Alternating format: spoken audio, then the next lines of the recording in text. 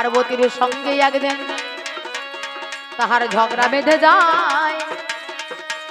অবশ্যই দেখো আমাদের মধ্যে বিচ্ছিন্ন হয়ে যায়। আমি 51টা খণ্ডে দেখো ভাগ হয়ে গেলাম। 51টা খণ্ডে ভাগ হয়েছিল। সেটা কবে?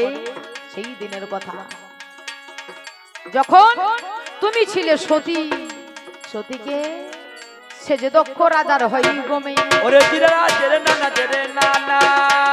সে যে দক্ষ রাজার হই গমে, নাম ছিল সতী।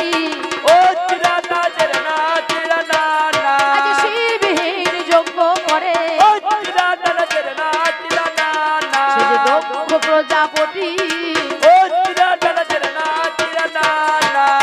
নারদমণিকে বলে তুমি নিমন্ত্রণ করে এসো সর্বমন্ত্র রসাতল ত্রিভুবনে নিমন্ত্রণ করে এসো আমার এই যজ্ঞের।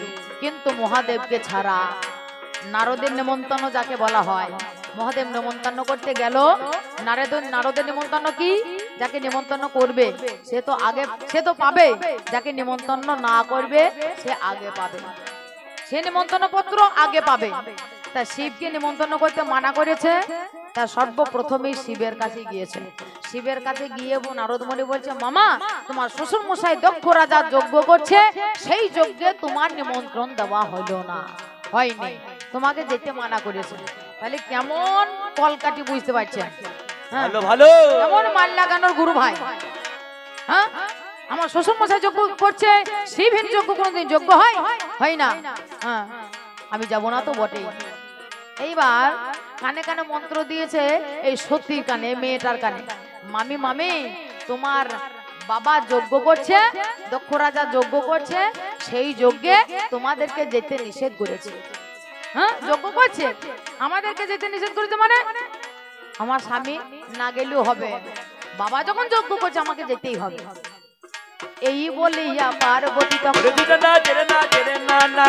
বলিয়া সতী তখন কত সাজ করে এসেছিল ওই না সতী মহাদেবের দরবারে।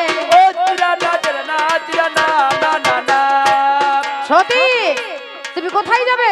স্বামী আমার পিতা যজ্ঞ করছে, আমি সেই যজ্ঞ দর্শন করবার জন্য আমি যাব না, ওখানে আমার নিমন্ত্রণ নেই, তোমারও নেই। বলে দেখো বাবা যদি কোনো কিছু করে, কোনো অনুষ্ঠান করে, তাহলে মেয়েকে নিমন্ত্রণ করতে হয় না, জামাইকে, হ্যাঁ বিয়াই বিয়ানকে নিমন্ত্রণ করতে হয়, জামাইকে করতে হয়, তারা কুটুম বলে। আমি তো কুটুম নয়, তাই আমাকে আমন্ত্রণ করার দরকার নেই। হ্যাঁ, আমি আত্মীয় নয়, আমি তার নিজের পেটের ছেলে, আমাকে কোনোদিন নিমন্ত্রণ করতে হয় না, তাই আমি যাব। তা আমি বলেছিলাম যে না, তোমার যাওয়া হবে না।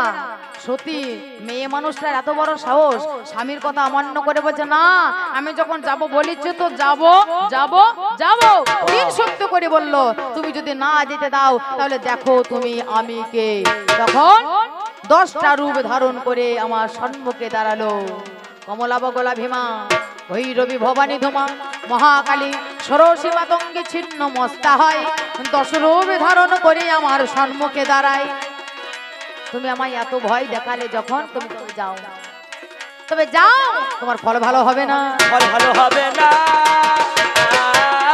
তোমার ফল ভালো হবে না, ফল ভালো হবে না, আমার কথাই অমান্য করে ফল ভালো হবে না। স্বামী হচ্ছে দেবতা, স্বামী হচ্ছে পিতা। হ্যাঁ, স্বামী হচ্ছে দেবতা, স্বামী হচ্ছে পিতা, স্বামী হচ্ছে গুরুজন। সেই গুরুজনের কথা যদি অমান্য করা হয় তাহলে জীবনে ফল ভালো হবে না, জীবনের ফল ভালো হবে না, ফল কোনোদিন ভালো হয় না, ফল কোনোদিন ভালো হয় না, শাস্ত্র মাঝে প্রমাণ দিল ফল কোনোদিন ভালো হয় না। ফল কি হয়েছিল? দক্ষ রাজার ঘরে যখন গেল, শিবকে নিন্দা আরম্ভ করে দিল। শিব নিন্দা সহ্য করতে না পেরে সে যজ্ঞ কুণ্ডে প্রাণী বিসর্জন দিল। এ কথা নারদের মুখে মহাদেব শুনতে পেল। নারদ মুনি ছুটতে ছুটতে গিয়ে রাগান্বিত হয়ে গিয়ে সেই দিন দক্ষ রাজার মস্তক আমি ছেদন করে নিয়েছিলাম। দক্ষ রাজার মস্তক যখন ছেদন করে নিল, দক্ষ রাজার স্ত্রী সতীর মাতা প্রসূতি সে জামাইয়ের কাছে এসে করে নিবেদন, রক্ষা করো স্বামীর জীবন। আমার শীতের সিঁদুর তুমি কেড়ে নিও না হায়, আমি কি বা লইয়ে বাজবো বন্ধু, তারে লইয়ে তুমি বলো নাই আমায়, বলো সে আমার স্বামী, সে আমার পিতা, সে আমার জীবনের সার, আমি কেমন করে তারে ছাড়া বাজবো, সে আমার জগতের ঈশ্বর। বলে বেশ, তাহলে আপনার মান রাখবার জন্য আজ আমি কি উঠবো কি। সেই দিনে বীরভদ্র জন্ম দিয়ে দিল, জটা চিরে দেখো সেদিন মাটিতে ফেলিল। বীরভদ্র নামে বীরে জন্ম দিয়ে দেয়। এইবারেতে বীরভদ্র কেই করো জোরে গায়। বীরভদ্র ওই ছাগলের পাঁঠার মুন্ডটা কেটে নিয়ে এসে আমার শ্বশুর মশাই গলায় লাগিয়ে দাও। সেদিন ছাগলের পাঁঠার মুন্ড কেটে নিয়ে এসে দক্ষ রাজার মস্তকে ধরের মধ্যে লাগিয়ে দিল। সেই থেকে হলো দক্ষ রাজার অজামুন্ডু। এই বাড়িতে আমি দেখো কি কর্ম করিলাম, পার্বতীকে লইয়ে আমি নিত্য মত্ত হলাম। রাগান্বিত হয়ে যত পা দিয়ে যাই, তত দেখো আগুন দেখো সংসারে প্রজ্বলিত হয়। এই রূপে দেখে শুনে বলে হারি যায় নারায়ণে সেইখানে কি কর্ম করয়। কত ভালোবাসি আমি ওরে আমি গো তোমায়, তোমায় লইয়া আজ আমি কবু ছাড়বো নাই। তোমাকে যখন একবার আমি ধারণ করেছি, তোমাকে আমি আর ছাড়বো না। কি করে তুমি আমায় ছেড়ে যেতে পারো, আমি একবার দেখি। তখন নারায়ণ চিন্তা করলো এ মহাদেব সে ক্ষিপ্ত হয়ে গিয়েছে, তাকে ক্ষান্ত করতে হবে। তখন সুদর্শন চক্রের দ্বারায় সেই সতীর দেহটাকে খণ্ড খণ্ড খণ্ড খণ্ড খণ্ড খণ্ড করে ফেলল। অবশেষে 50টা খণ্ড হয়ে যায়। এইবারেতে কোমরখানায় অমনি ধরে রয়। উপরের দিকে যত যত অংশ দেখো ছিল 50টা খণ্ডে নারায়ণে বিভক্ত করিল। এইবারেতে পিছন ফিরে চেয়ে দেখতে পাই শুধু নিজের অংশ আটে, বাকি সব চলে যায়। রাগান্বিত হইয়া মহাদেব সেদিন কি কর্ম করিল, যত্ন করে সেটাও দেখো ছুঁড়ে ফেলে দিও। নামে যারে কামাখ্যা ধাম সেইখানে পড়িল, যে যে জায়গায় পীঠস্থান স্থাপন হইল, যে যে জায়গায় 50 জায়গায় রয়ে আছো তুমি, সেই জায়গায় বিরাজ আমি করেছি গো আমি। আরে 51টা জায়গার মধ্যে এক জায়গায় নাই, যেখানে দেখো কামাখ্যা ধামে তোমায় কইয়ে যায়। সেই কামাখ্যা মানে জানি মাতৃজনিতার রয়, সদা সর্বদাই দেখো তাহা দিয়ে রক্ত ঝরে যায়। কেমন করে সেইখানেতে পরশ করিবে, বলো বলো সেই কথা তুমি একটু ভেবে। এই কারণে তোমার কাছে আমি বলে যাই, ওই জায়গায় তোমায় আমি ছাড়া হয়ে যাই। বাদ বাকি 50 জায়গায় রয়, আজ সেই জায়গায় তোমার সঙ্গে বিরাজ করো। সেই জায়গাতেই আমি রয়েছি, সেই জায়গাতেই আমি রয়েছি, আমি প্রত্যেক জায়গায় আমি রয়েছি, প্রত্যেক জায়গায় আমি রয়েছি। আমি তোমায় কত ভালোবেসেছি, প্রত্যেক জায়গায় আমি রয়েছি, তোমায় বড় ভালোবেসেছি। এটাই আমার ভালোবাসার ফল, এটাই আমার ভালোবাসার পরিণাম। তাই তোমার সঙ্গে এই কারণে আমার কথায় অমান্য করেছিলে বলে তোমার সঙ্গে হয়েছিল আমার বিচ্ছেদ। তাই সেদিন যখন বলেছিলাম যে তুমি আমার কথা অমান্য করে বাবার ঘরে গেলে তোমার ফল ভালো হবে না, তোমার সেটা শোনা উচিত ছিল। তাহলে জগতের মাঝখানে তুমি কি শিক্ষা দিয়ে গেলে হে প্রকৃতি, হে নারী, যে স্বামীর কথা অমান্য করা। যত্র নারী তত্র গৌরী। তাই যদি হয় তুমি যদি স্বামীর কথা অমান্য করো, তাহলে যত যত আছে আমার নারী, যত যত আছে আমার মা ভগিনী, সবাই তো স্বামীর কথা অমান্য করবে। বাবা বাবা, তাই না মা? স্বামীর কথা মানো, স্বামীর কথা মানো তোমরা? হ্যাঁ হ্যাঁ, এইদিকে এসো। আমি যা বলছি সেইটা করো, তুমি বোঝো না আমি যেটা বলছি সেটা ঠিক। ওরে বাবা, মনে একটা বাঘ দাঁড়িয়ে আছে, বাবা যদি একটা বলবে মা 36টা বলে বসে থাকবে। হ্যাঁ, তাই তোমাদের ভালোবাসা গো, এই তোমাদের ভালোবাসা গো, এই তোমাদের ভালোবাসা গো, এই তোমাদের ভালোবাসা গো। আমি বেঁচে হাতে তোমরা সেবা করো না। এই তোমাদের ভালোবাসা গো। এই তোমার হচ্ছে ভালোবাসা। এর পরে কথা তিনি আমায় বলে যায়, আহা মরি মরি রে, এর পরে কথা তিনি আমায় বলে যাই। আজ রামচন্দ্র দেখো বাবা সীতাকেই কাঁদায়। আই গো সীতাকে হারাই। কেউ কাউকে কাঁদায় না গো, নিজের দোষে নিজের কর্ম দোষে কাঁদতে হয়। তাহলে কর্মটা কি ছিল? তাহলে কর্মটা তোমার প্রথমে ভুল ছিল, স্বামীর কথা মানলে না বলে তোমার শেষ পর্যন্ত এই হলো। আমি রাম হয়ে আমি সীতা তোমাকে আমি ভালোবেসেছিলাম, সীতা যখন চুরি হয়ে যায়, রাক্ষস রাজা রাবণ যখন হরণ করে নাই, হাসিটা বলে আমি পাগল পারা হয়ে আমি খুঁজে বেড়াই। সেই সীতা রামকে ছেড়ে দিয়ে চলে যায়। কাঁদবে না কেন? এই পুরুষের কথা অমান্য করলে তাকে কাঁদতে হবে। এরা অজ্ঞান, এরা অবুঝ, এরা বোঝে না। হ্যাঁ, সীতা হরণ করবার জন্য রাবণ রাজা মায়া হরিণকে ছেড়ে দিয়েছিল। এই মায়া হরিণ থেকে, সোনার হরিণ থেকে সীতা বলে, স্বামী গো ওই সোনার হরিণ আমার চাই। রাম বলে, হরিণ কোনোদিন সোনার হয় না, যে সোনা হবে সে কোনোদিন নড়তে পারে না, ছুটতে পারে না, ডাকতে পারে না। এটা কোনো একটা মায়া, এটা কারো ছল। বলে ওই হরিণটাকে আমার চাই। বাবা রাম বলে, দেখো জানো কি, তুমি বুঝবার চেষ্টা করো, ওটা কোনো মায়া। তথাপিও বলে বসেছে ওই হরিণ আমার চাই। সীতাকে বোঝানোর জন্য সেই দিন রামচন্দ্র তিনি করলো কি, এই এবারে তিনি দেখো ধনুর হাতে নিল। আহা মরি মরি রে, এইবার তিনি দেখো হাতে ধনুর্বাণ নিল।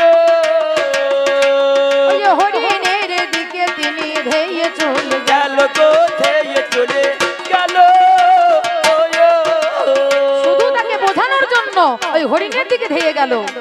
হ্যাঁ, এইবার আবার মায়া বলে, ভাই লক্ষণ আমার প্রাণে যাই, তুমি আমাকে রক্ষা করো। সীতা বুঝতে পারলো না যে এটা আমার স্বামীর কণ্ঠ না অন্য কোনো মায়ার কণ্ঠ। তুমি কেমন নারী, তুমি তোমার স্বামীর কণ্ঠ চিনতে পারলে না? বলে, ভাই লক্ষণ তোমার দাদা বড় বিপদে পড়েছে, তুমি তাকে বাঁচাও। লক্ষণ বলল, মাতা তুমি জানো না, আমি জানি যে আমার দাদা সে সাধারণ মানুষ নয়, সেই হচ্ছে ঈশ্বর পরম কৃষ্ণ সচ্চিদানন্দ বিগ্রহ, অনাদি আদি গোবিন্দ সর্বকারণের কারণ। তিনি হচ্ছে একেশ্বর, ঈশ্বরের এক অংশ। তিনি হচ্ছে পূর্ণ ব্রহ্ম সনাতন, তিনি হচ্ছে ভগবান, তিনি সরৈশ্বর্য গুণের অধিকারী। তিনি হচ্ছে আমার দাদা রাম ভগবান, তার কোনোদিন বিপদ হবে না। তথাপি বলে না, আমি তোমার কথা মানতে পারলাম না, আমার মন যেন ছটফট করছে, মন যেন কু গাইছে, তোমার দাদার কোনো বিপদ হয়েছে। এসব কথা বলে তুমি আমাকে বোঝাতে এসেছো? তুমি কি ভেবেছো?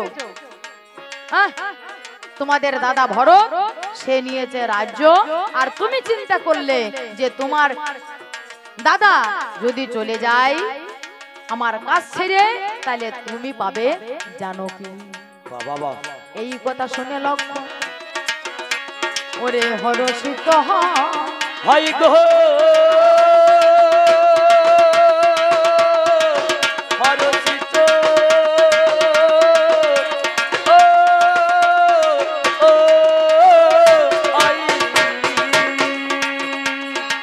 একে তুমি কি বলেছ ও জানকী মাই? মাগো এ তুমি কেমন কথা বলছো? এটা হতে পারে না। আমি তোমাকে ভোগ করবার জন্য আমি ছুটে যাচ্ছি না, তুমি এমন কথা বলতে পারো না। মাতা আমি তোমার চরণ ছাড়া কখনো কোনোদিন বদন দর্শন করি না, এত বড়ই অপবাদ। বেশ আমি জানি আমি যদি চলে যাই হয়তো তোমার কোনো বিপদ হতে পারে। এইটা লক্ষণ আগে থেকে জানতো যে মা জানকীর কোনো বিপদের শঙ্কা রয়েছে, সেই কারণে লক্ষণ তিনি তারে বোঝাইবার তরে তিনি গিয়েছিল সেই দেখো সেদিন কুটির সেজে যাওয়ার আগে সেই দিন লক্ষণ মাতা সীতাকে কয়, শোনো শোনো সীতা মাতা তোমারে জানাই, বাবা এই দেখো তিনটে দাগে আমি দিয়ে যাই, যাকে বলে তিনটি গন্ডি তোমারে জানাই, 17তম গুণে 3 দাগ হলো, 3 দাগে আমি তোমায় দিয়ে গেলাম ভালো, কখনো কোনোদিন আর দ্বারের বাইরে হবে না গো হাই। এই কথা বলে লক্ষণ অমনি চলে যায়। এইবারে লক্ষণ যখন বনের মাঝে গেল, কোথায় থেকে রাক্ষসরা রাবণ চলে গেল, রাবণ এইবারে ভিক্ষা চলে হাই, ভিক্ষান দেহি বলে দাঁড়েতে দাঁড়াই, এইবারেতে যখন ভিক্ষাই অমনি দিতে গেল, রাবণ বলে আরে এপারে আসবে তুমি ভালো, ও পারেতে যাবো না রে ধন। এই কথা সীতা শুনিল যখন, সঙ্গে সঙ্গে সীতা মাতা কি কর্ম করিল, 3টে দাগ যখন পার হয়েছিল, 3টে দাগ যখন পার হয়ে যায়, রাবণ রাজাকে এবার যখন ভিক্ষা দেয়, আমি খপ করে ধরে নিল গো, খপ করে ধরে নিল গো, ধরে নিয়ে তিনি ঘরে তুলিল, খপ করে ধরে নিল গো। হলে তুমি গন্ডির বাহির হলে আর কোথায় এসে রাবণ রাজা সেই খ্যাকশিয়ালে মুরগি ধরা করে নিয়ে দিয়ে চলে গেল। সব সময় খ্যাকশিয়ালে দোষ দিলে হয় না, কোনো কোনো সময় আছে মুরগিরও দোষ থাকে। বাবা বাবা মুরগির থাকার কথা দরমার ভিতরে, সেই জায়গায় দরমার ভিতরে না থেকে যদি বাবা পাড়া চড়তে আসে, হ্যাঁ বন দেখতে বেড়াইতে আসে, তাহলে মুরগির দশা ঠিক সীতার মতোই হবে। হ্যাঁ, তাই আমার দোষ তুমি দিও না। এইবার আমার কথা অমান্য করলে, 3টে দাগ পার হয়ে গেলে রাবণ রাজা তোমাকে হরণ করে নিলে, পুনরায় আমরা যুদ্ধ করে লড়াই করে রাবণ রাজাকে হত্যা করে তার 1 লক্ষ পুত্র 100 লক্ষ নাতি সমস্ত বংশ ধ্বংস করে পুনরায় নিয়ে এলাম আমি তোমাকে ঘরে। হ্যাঁ, সেইখানে তোমাকে আবার বনে গিয়ে কাঁদতে হলো লোকের কথায়, বলে রাবণের ঘরে ছিল সীতা, সে অসতী অসতী অসতী। লোকের কথায় সেই দিন আমি শুনতে পেলাম এই কথা, তাহলে সেদিন তুমি যদি গন্ডি না পার হতে, তাহলে রাবণ তোমাকে চুরি করে নিয়ে যেত না, আর রাবণ যদি তোমাকে না চুরি করে নিত, তাহলে আর এত কেলেঙ্কারি হতো না।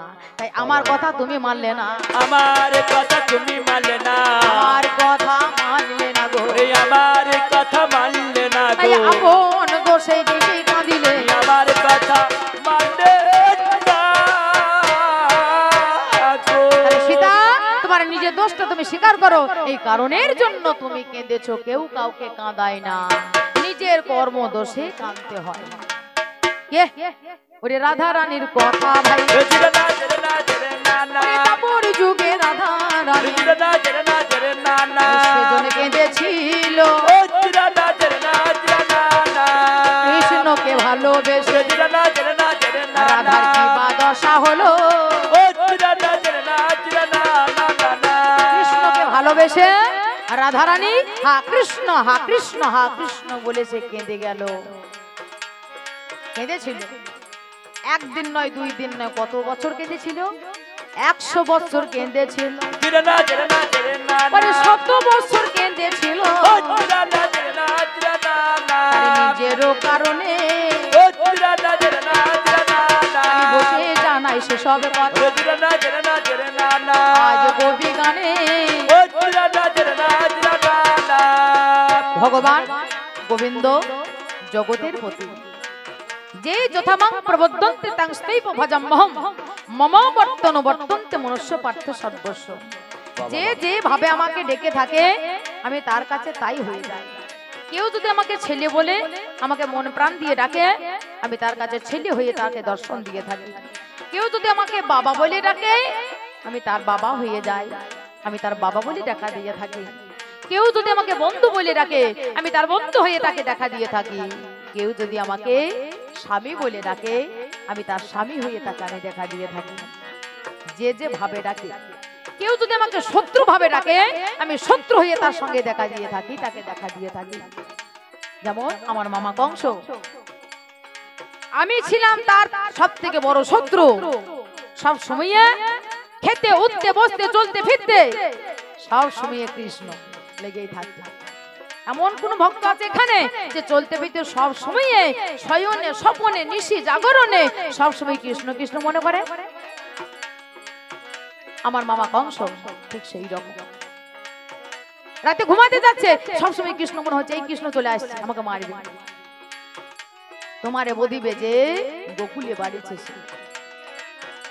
তাই কংস জানে আমাকে যে বধ করবে একমাত্র সেই কৃষ্ণ, যার মাথায় আছে চূড়া, যার মাথায় আছে ময়ূর পুচ্ছ, সেই হলো কৃষ্ণ। সেই কৃষ্ণ আমাকে মারবে। সর্বদাই কৃষ্ণ কৃষ্ণ কৃষ্ণ মনে হতো যে কৃষ্ণ এখনই আসছে হয়তো। হ্যাঁ, সব সময়ে তার কৃষ্ণ মনেই ছিল। সে ডাকতো কিন্তু শত্রু ভাবে ডাকতো। গ্লাসে জল খেতে যেত, জল দিত, জলের মধ্যে কৃষ্ণ প্রতিচ্ছবি দেখতে পেত। এমন ভক্তকে বাই আছে সে যে ডাকে সর্বদা কৃষ্ণই আমার জীবন মরণ, আজ কৃষ্ণ দেহময়। তাই আমি যে আমাকে ডাকে আমি তারই হয়ে যাই। আমাকে একজন ভক্ত বিরজা ব্রহ্মাণ্ডের কথা, নামে যার বিরজা, আমারে ডাকিল কৃষ্ণ তুমি আমার হবে, আমার ঘরে চলো।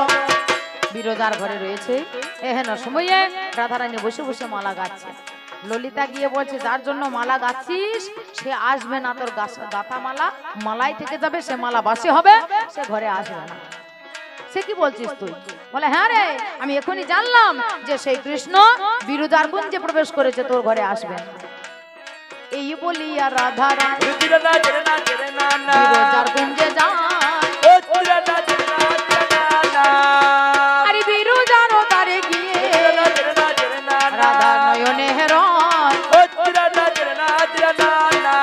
দেখছে সীতাম দরজায় দাঁড়িয়ে আছে। সীতা আমি ঘরে যাব না, যাওয়া হবে না। আমি বলছি তুই দ্বার ছাড়, আমি ঘরে প্রবেশ করব। আমি বললাম তো এটা আমার প্রভুর নির্দেশ, সে যতক্ষণ না বলবে আমি এ দ্বার কখনোই খুলতে পারবো না। আমার কথাই তুই দ্বার খুলবি না?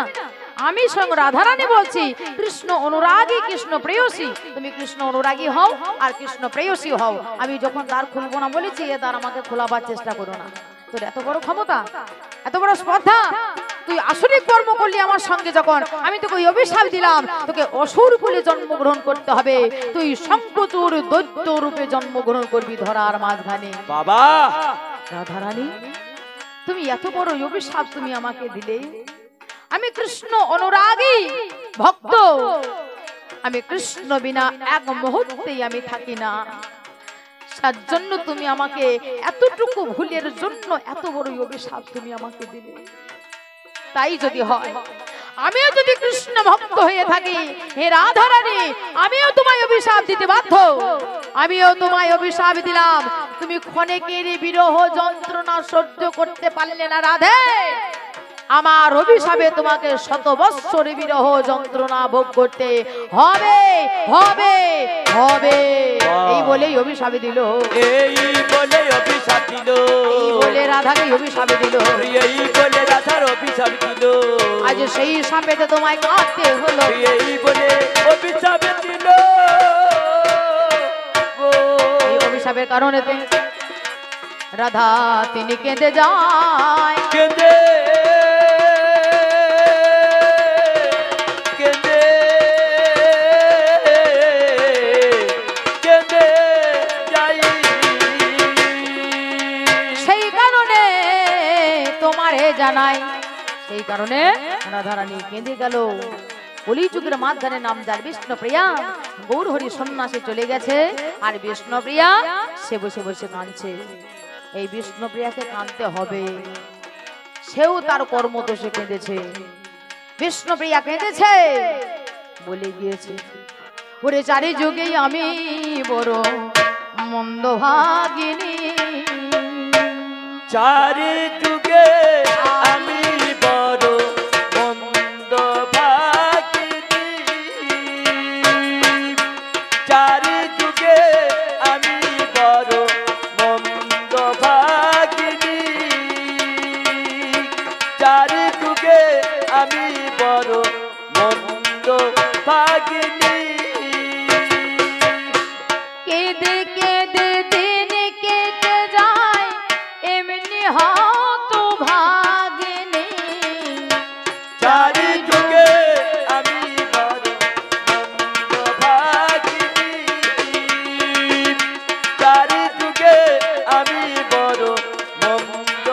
ভাগিনী।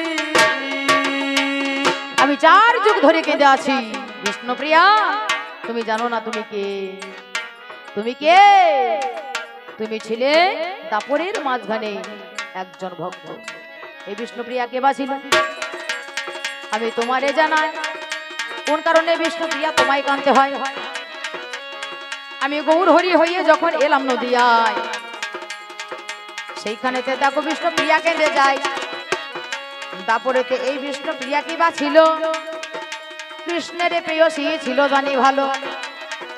কৃষ্ণের 8 জন প্রধান নারী ছিল, তার মধ্যে 2 জন ব্যক্তি তারা প্রধান হলো, একটা রুক্মিণী আর সত্যভামা। এরা 2 নারী রয়। আজ 2 নারীতে 2 দিকে অহংকার হয়। বাবা সত্রাজিত রাজার কন্যা সত্যবতী হলো। আজ সত্যভামা তিনি বড় অহংকারী ছিল। সত্যভামা বড় অহংকারী। কিসের অহংকারী? তার রূপের অহংকার ছিল। আর রুক্মিণী, রুগ্ন রাজার কন্যা রুক্মিণী, সে অহংকার ছিল, তার বিষয়ের অহংকার ছিল। ভগবানকে বিষয়ের সঙ্গে তুলনা করতে চেয়েছিল, ভগবানকে সোনা দিয়ে ওজন করতে চেয়েছিল। সেই দিন ভগবান অভিশাপ দিয়েছিল যে তুমি যখন বিষয়ের তেজ, বিষয়ের অহংকার আমাকে দেখাতে চাইলে, ওই বিষয় তোমার মরণ হবে। কলিযুগের মাঝখানে তুমি আমায় পাবে, আমার স্ত্রী হইয়ে তুমি হইয়ে যাবে, তুমি হবে লক্ষ্মীপ্রিয়া। তোমারে জানাই আজ লক্ষ্মীপ্রিয়া হইয়ে আজ তোমার মরণ হবে। তাই আমায় ভালোবেসে তুমি আমায় কাছে পাবে, অবশ্যই বিষে জ্বালাই তোমার মরণ হবে। সত্যাজিত রাজার কন্যা আজ তুমি বলে যায়, আজ সত্যভামা তোমার রূপের এত অহংকার হয়, রূপের গৌরবে তুমি আমায় দেখাইলে, সেই কারণে আজই আমি বলি তোমায় খুলে, এই রূপে গৌরব তোমার না গো ধন। কলিযুগে যখন যাবে গো যখন, তখন তুমি আমায় বিবাহ করিবে, অবশ্যই আমি চলে যাব। তবে 24 বছর বয়সেতে হাই সন্ন্যাস নিয়ে আমি সন্ন্যাসীতে যাই, সেইখানে বিষ্ণুপ্রিয়া তুমি গুণধন, ঘরে বসে কাঁদিবে মনের মতন। তোমার রূপে আমি দেখবো না দেখবো না, শোনোই আমার নারী জাতি কথাটি শোনো না। সেই কারণে নারী আমি তোমার কাছে গাই, নিজের দোষেতে নারী নিজেই কেঁদে যায়। এইখানে যে পুরুষের কোনো দোষ নাই, একটু বিবেচনা করে ভেবে দেখা যায়। একটু নিজে বিচার করে দেখো না, নিজে বিচার করে দেখো না, নিজে বিচার তুমি করে দেখো না, ওরে নিজে বিচার করে দেখো না, পুরুষের দোষ দিও না, নিজের বিচার করে দেখো না গো। তাহলে নিজের কর্ম দোষে নিজের ফল হয়। আবার কি বলছে গো?